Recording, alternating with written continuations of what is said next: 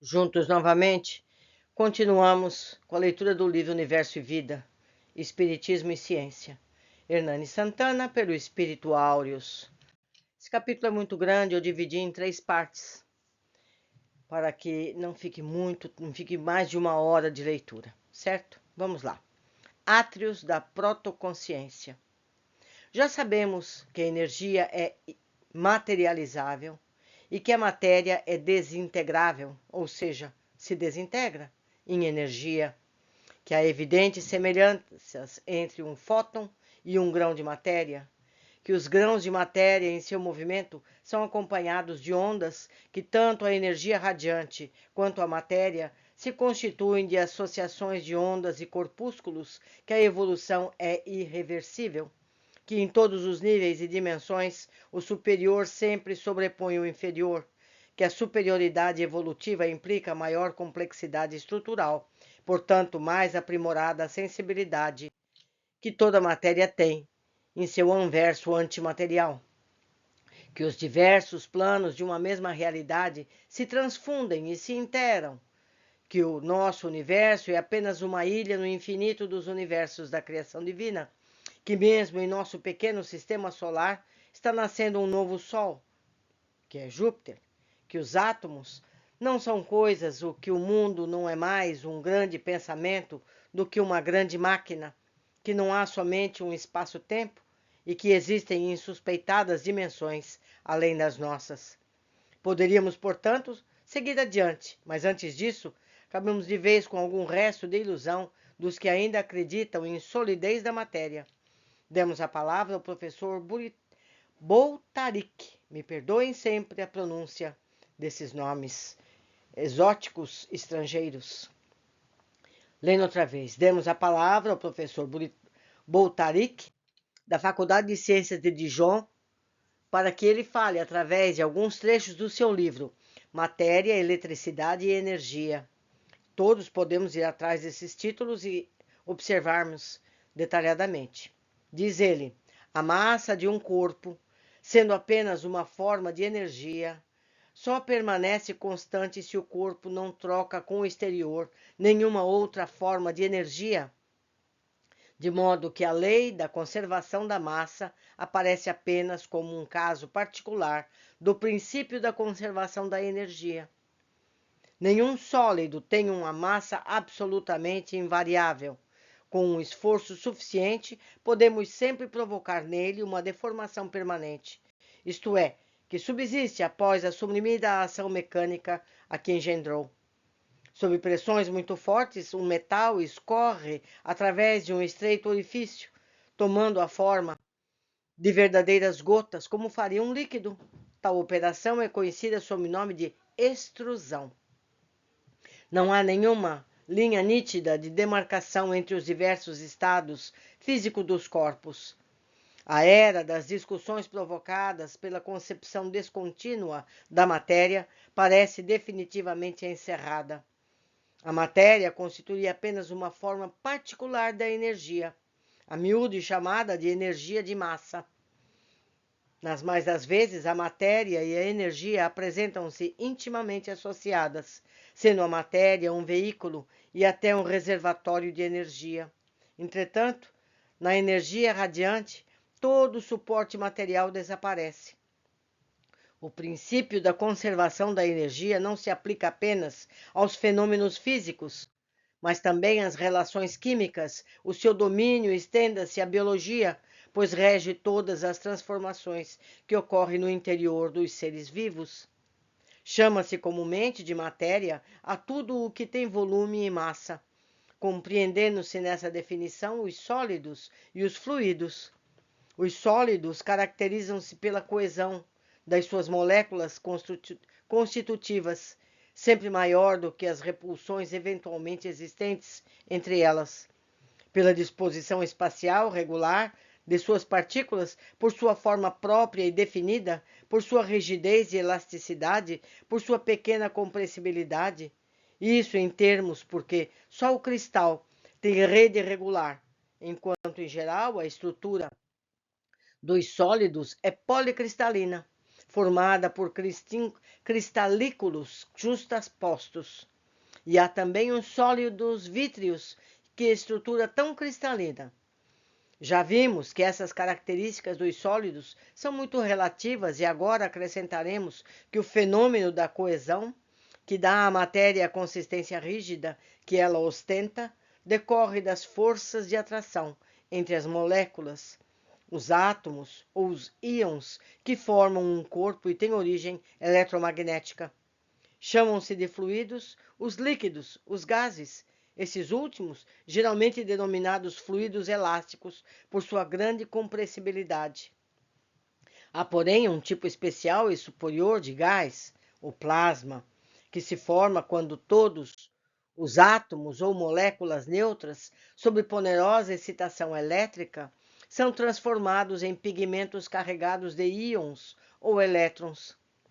Notemos agora, para usar novamente as palavras de Boltarik, que estabelecendo uma lista de todas as substâncias na ordem decrescente de suas resistências às deformações, passaremos por graus insensíveis dos corpos sólidos bem caracterizados aos líquidos mais móveis, sem que seja possível especificar, em nenhum momento, onde termina o estado sólido e onde começa o estado líquido. Isto é, o ponto de separação entre os dois estados. Igualmente, se fizermos variar de forma conveniente a temperatura e a pressão, podemos levar uma substância, uma por sucessão de estados homogêneos e por graus insensíveis, de um estado em que ela apresenta propriedades atribuídas comumente aos gases, a outro em que possui as de um líquido. Assim, toda a matéria, em qualquer dos seus estados relativos, é apenas matéria, isto é, apenas energia condensada, ou mais simplesmente apenas energia, formada de moléculas que se constituem de átomos, conjuntos eletricamente neutros, cuja carga elétrica negativa da nuvem eletrônica equivale à carga elétrica positiva do núcleo. Chegamos, desse modo, ao puro domínio da energia. Até agora, a ciência humana terrestre parece não ter para uma energia melhor definição do que esta: a capacidade que possui um corpo ou um sistema de produzir trabalho. Capacidade é noção demasiado vaga, que a rigor nada define. É que a natureza intrínseca da energia é ainda ignorada pelo homem. Um dia, porém, ele descobrirá que essa capacidade é a secreção mental por excelência, basicamente a emanação primária do Deus Criador, e por extensão, a emanação de cada criatura. É a matéria-prima da substancial, o ar dos universos, a água do infinito, o oceano cósmico, o éter primacial. A ciência a conhece pelas suas formas de manifestação. É a chamada potencial cinética, térmica mecânica, luminosa, eletromagnética, gravitacional, atômica, sonora, de ativação, de dissociação, de ionização, de ligação, de permuta, de recuo, e etc, etc, etc. Entretanto, nada sabe por hora da energia mental, do mesmo modo que também nos é nada sabemos da energia divina. Retomemos, porém, o fio da meada. Do mesmo modo como não há nenhuma linha nítida de demarcação entre os diversos estados físicos dos corpos, também não há nenhuma linha nítida de demarcação entre a matéria e a energia. Elas, na verdade, se associam, se continuam e são essencialmente uma só coisa, mas uma só que evolui, que se apura, que se torna capaz de conquistar uma primitiva dimensão espacial, adquirir movimento, e com o movimento, uma nova dimensão temporal. Como disse Jean Perrin, sei lá, me perdoem sempre, referindo-se ao movimento browniano. O repouso, que parece caracterizar um fluido em equilíbrio, não passa de uma ilusão devido à imperfeição nos nossos sentidos e corresponde, de fato, a um certo regime permanente de violenta agitação. Essa agitação está apreciável nos líquidos, atinge grandes proporções dos gases, é um portentoso clímax nos plasmas, que atingindo temperaturas altíssimas, da ordem de 100 milhões de graus Celsius, só podem ser contidos por potentíssimos campos magnéticos.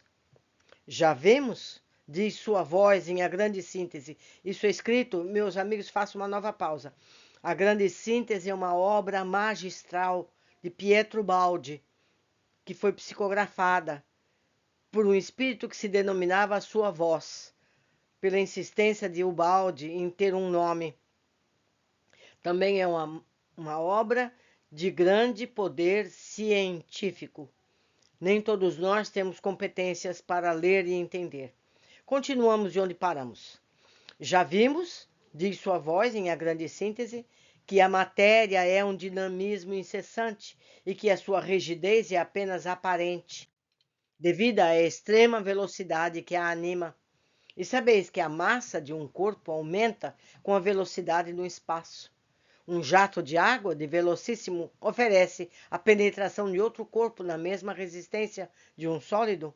Quando a massa de um gás, como o ar, se multiplica pela velocidade, adquire a propriedade de massa de um sólido. A pista sólida que sustenta o aeroplano, que é um sólido suspenso num gás. A sua velocidade em relação ao ar, que por sua vez, se lançado pelo tufão derruba casas, trata-se de relação. De fato, quanto mais veloz é o aeroplano, tanto menores podem ser suas asas. Sabeis que dar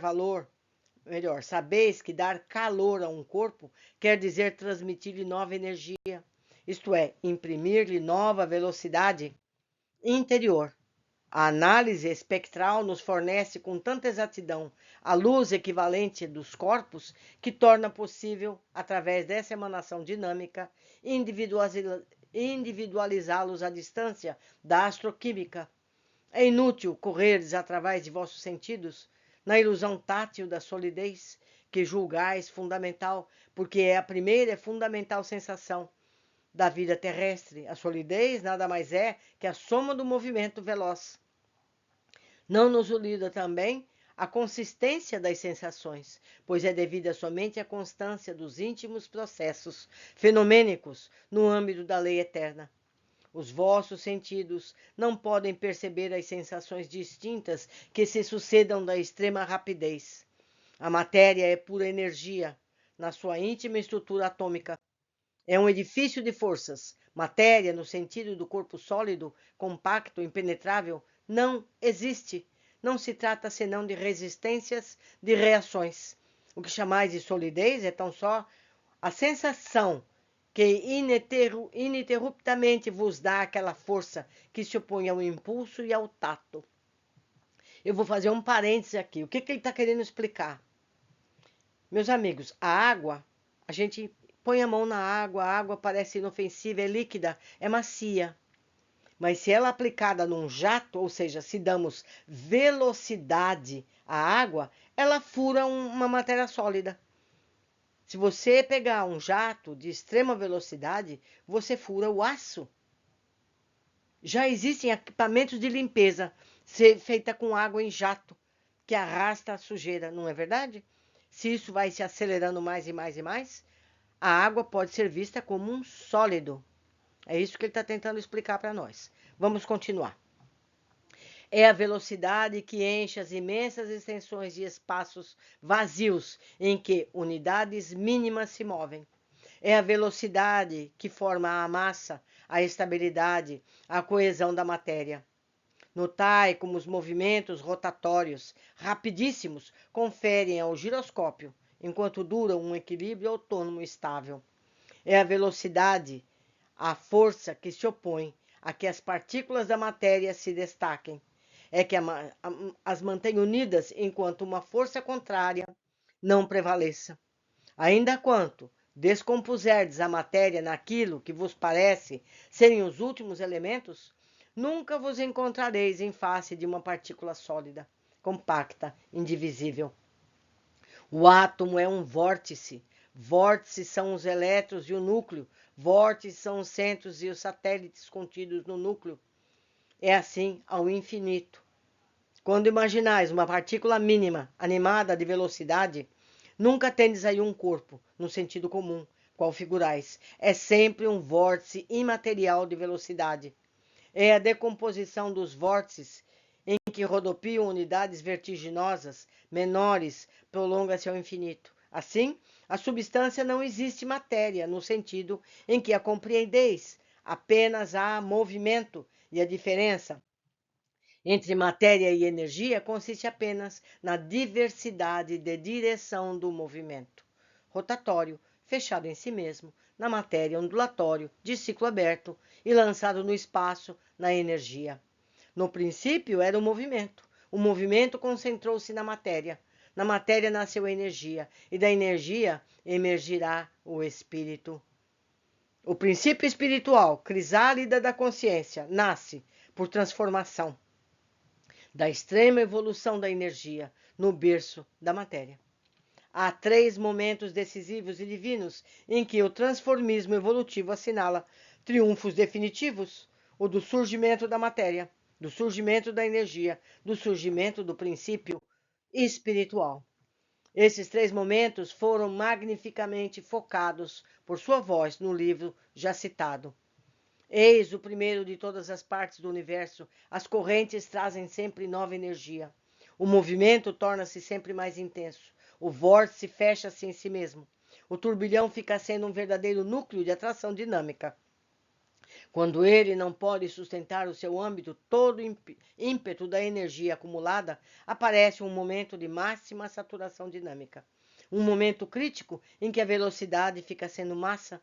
Estabeleça-se nos infinitos sistemas planetários íntimos em que nasceram o núcleo, depois o átomo, a molécula, o cristal, o mineral, os amontoados celulares, planetários e siderais. Da tempestade imensa nasceu a matéria. Deus criou. Eis o segundo. Completada a maturação das formas de matéria, verificou-se também a expansão do vórtice galáctico, do centro para a periferia, o resfriamento, solidificação da matéria. Esta completou o ciclo da sua vida e a substância, tomando novas formas, se muda lentamente em individuação de mais elevado grau. A dimensão espaço se eleva à dimensão tempo. A matéria inicia uma transformação radical, doando todo o seu movimento, tipo de matéria ao movimento tipo energia.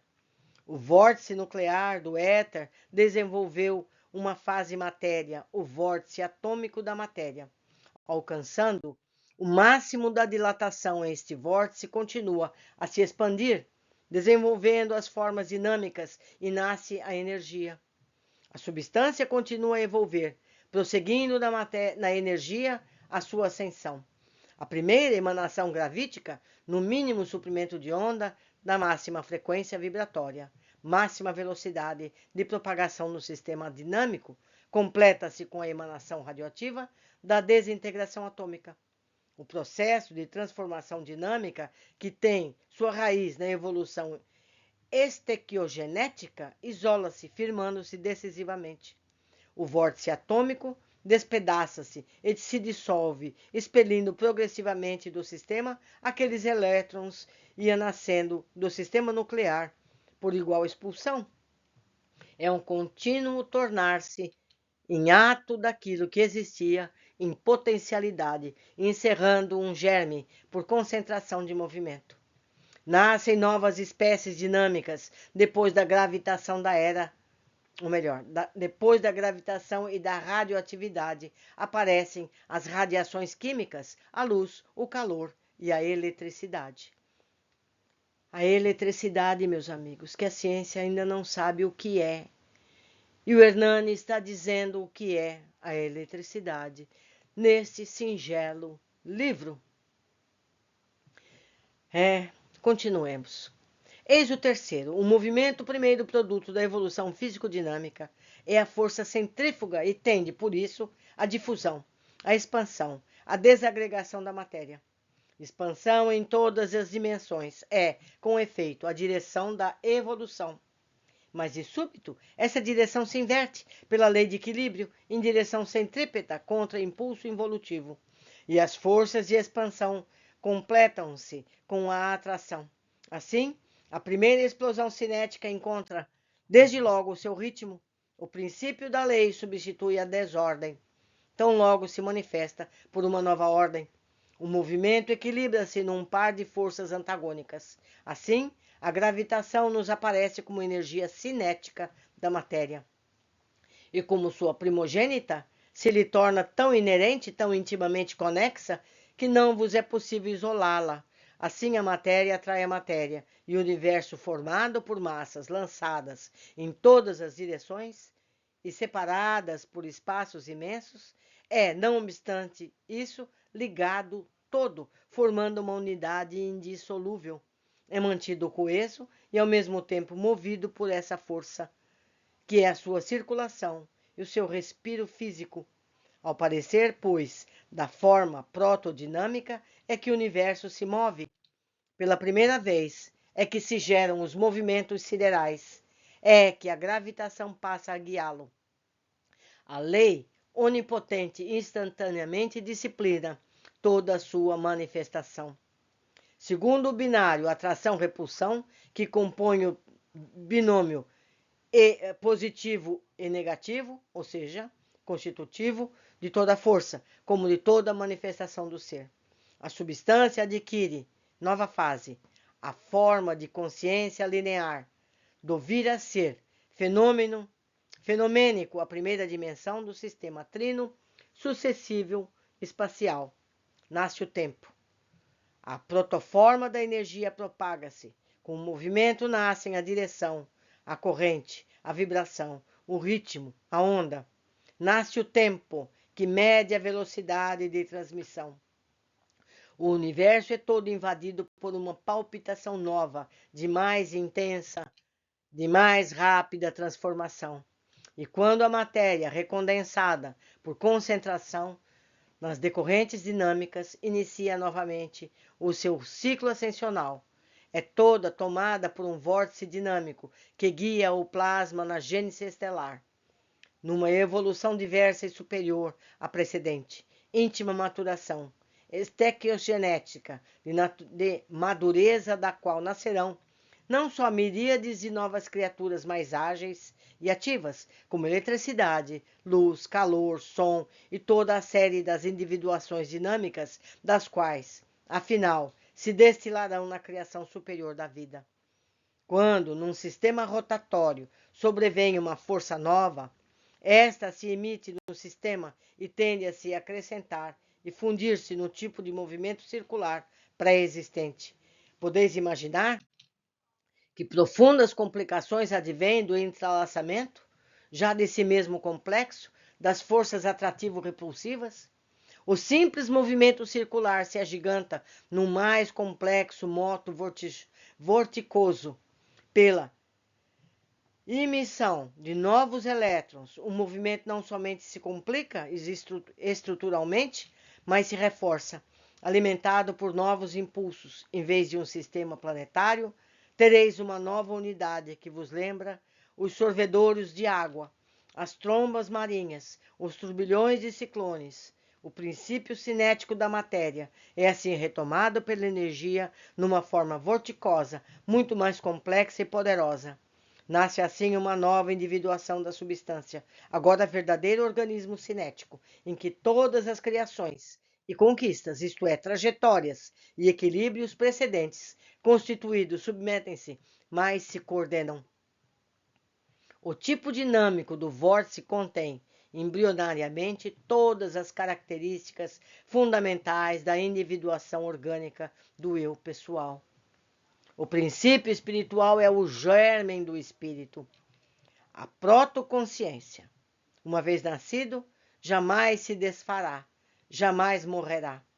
Filho de Deus Altíssimo inicia então sua lenta evolução no espaço e no tempo, rumo ao principado celeste. A infinita grandeza crística, durante milênios, vai resistir nos cristais, em longuíssimo processo de autofixação, ensaiando aos poucos os primeiros movimentos internos de organização e crescimento volumétrico, até que surja, no grande relógio da existência, o instante sublime em que será liberado para a glória orgânica da vida. Meus amigos, esse é o passo da nossa criação. Nós fomos criados assim, como ele acaba de descrever. É complicado? Sim, é muito complicado. Nossas mentes são muito pequenas para entender tal profundidade. É preciso ser cientista conhecer todos esses aspectos da ciência, da física material e quântica, para chegarmos a este ponto. E ocorre que aqueles que dominam esse conhecimento não querem saber do espírito. Então fica difícil. Talvez esse livro consiga. Eu entendo que o linguajar é muito áspero para nós, simples seres humanos, tão longe da academia científica. Mas vamos andando, acreditando na ciência e no espírito. Como eu disse no começo, esse capítulo foi dividido em 3 partes. Em breve, continuaremos. Até lá.